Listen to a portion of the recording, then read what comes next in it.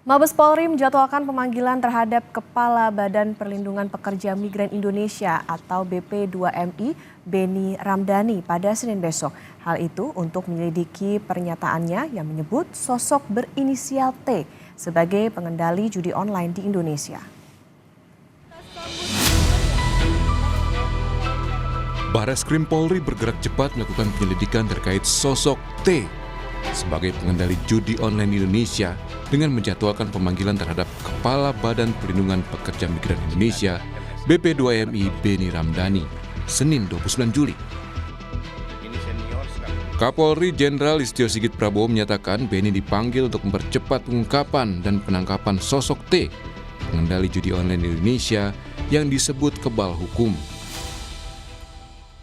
Supaya lebih jelas dan membantu mempercepat penangkapan kita, Bapak Beni Ramdhani kita minta untuk hadir, dan saya kira Barreskrim sudah membuat surat panggilan. Sehingga kita harapkan beliau bisa menjadi saksi yang bisa membantu melakukan percepatan terkait dengan pengungkapan judi online yang beliau maksud. Sebelumnya, isu dugaan keterlibatan sosok berinisial T sebagai pengendali judi dan scamming online di Indonesia diungkap oleh Kepala BP2MI Beni Ramdhani di Medan, Sumatera Utara, Kamis lalu. Beni mengaku sudah melaporkan hal itu kepada Presiden, Kapolri, dan Menko Polhukam. Beni bilang Presiden hingga Menko Polhukam saat itu kaget usai dirinya menyebut sosok T tersebut. Untuk hal ini, saya menyatakan di depan Presiden, Panglima TNI, dan Kapolri, sebetulnya sangat mudah untuk menangkap siapa aktor di balik bisnis judi online di Kamboja dan siapa aktor di balik scamming online. Saya cukup menyebut inisialnya T aja paling depan lah. Yang kedua saya nggak perlu sebut, dan ini saya sebut di depan Presiden. Boleh ditanya kepada Pak Menko, Pak Mahfud MD saat itu, ya, Presiden kaget. Pak Kapolri kaget, agak cukup heboh rapat terbatas saat itu. Orang ini adalah orang yang selama Republik ini berdiri mungkin tidak bisa disentuh oleh hukum. Ketika ditanya soal sosok berinisial T, Presiden Joko Widodo mengaku tidak tahu. Jokowi meminta hal itu ditanyakan kepada Beni Ramdhani. Dengan pernyataan dari Pak Beni BP2MI yang menyatakan inisial T itu adalah bandar judi online yang tidak terjadi, dan beliau mengatakan juga bahwa Bapak sudah mengetahui itu, Pak. Gimana responnya, Pak? Saya nggak tahu, tanyakan ke Pak Beni aja. Sementara itu, Menkominfo Budi Aris Setiadi menyatakan pihaknya tak ingin berspekulasi siapa sosok T yang disebut Kepala BP2MI Beni Ramdhani. Kalau tanya inisial, gini loh, kalau tanya inisial, tanya yang buat inisial, jangan tanya kita, emang tebak-tebak buah manggis. Tapi BP2MI sudah melaporkan, Pak, ke Satgas dan juga ke Presiden, Pak. Ya sudah, tanya aja yang membuat pernyataan. Tapi siapa buat itu, Pak, namanya, Pak? Saya tahu, Pak.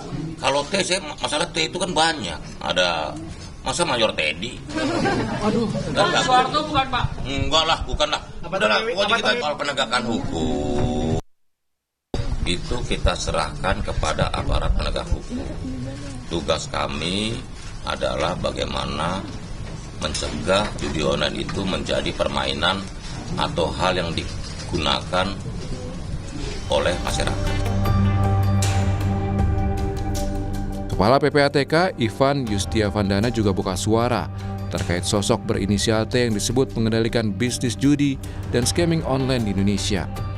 Ivan bilang pihaknya tidak takut mengungkap sosok T tersebut meski tidak dalam kapasitas melakukan penindakan. Dalam konteks Satgas, tugas PPATK adalah menyampaikan hasil analisis kepada teman-teman penyidik, dan rapat terakhir sudah clear, ditangani benar-benar sama Barreskrim.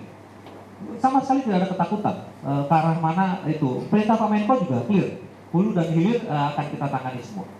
Udah menyampaikan semua gitu ya. Kalau inisial apapun juga inisialnya, dari 2 juta nama juga pasti. Sebut saja satu huruf di antara 28 huruf yang ada sudah pasti ada. Dari ribuan nama juga sebut saja 28 abjad sudah pasti ada. Dikombinasi apa? Sudah pasti ada. Enggak. Tidak dalam konteks kebal hukum. Saya pikir tidak dalam konteks kebal hukum ya. Ini adalah dalam konteks bagaimana membuktikan siapapun juga yang ada di dalam datanya itu benar-benar masuk konteks terkait dengan adanya pelanggaran pidana, adanya pelanggaran hukum. Berdasarkan data PPATK, transaksi judi online di Indonesia mengalami peningkatan sejak tahun 2019. Di tahun 2019, transaksi tercatat sebesar 6,18 triliun rupiah.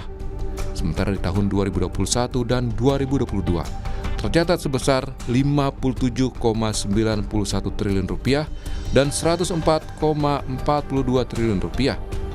Sementara di kuartal pertama tahun 2024, tercatat mencapai 101 triliun rupiah.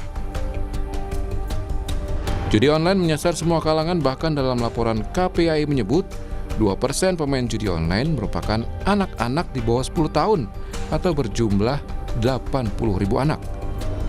Selain pemerintah hingga penegak hukum, masyarakat juga diimbau proaktif, mencegah dan memberantas berkembangnya judi online. Tim Liputan Kompas TV.